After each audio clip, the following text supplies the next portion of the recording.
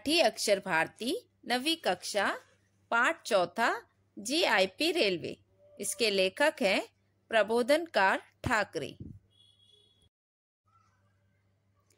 मुंबई में रेलवे शुरू होनी चाहिए, ये मांग सबसे पहले सर जमशेद जी, जीजी भाई और जगन्नाथ नाना शंकर शेठ ने की थी।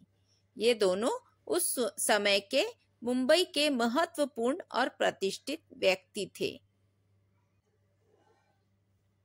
उन्होंने ब्रिटिश सरकार से रेलवे शुरू करने की मांग की। इसी वजह से 1853 में अंग्रेजों ने रेल्वे मार्ग बनाया। पहिली आगगाडी मुंबई ते ठाणे पर्यंत एकदम तयार झाली। इसका मतलब मुंबई से ठाणे तक भारत का पहला रेलवे मार्ग तैयार हो गया था। पहली रेलवे की यात्रा कब शुरू हुई? 18 अप्रैल 1853 को शाम 5 बजे पहली रेलवे मुंबई से निकली। यह दिन भारत के इतिहास में एक महत्वपूर्ण दिन है। रेलवे को बहुत सुंदर तरीके से सजाया गया था।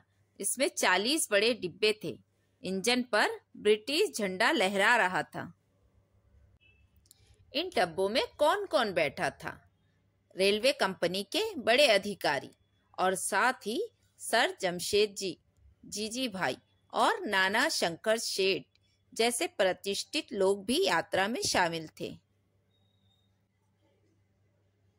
रेलवे ने सीटी बजाकर अपनी यात्रा शुरू की।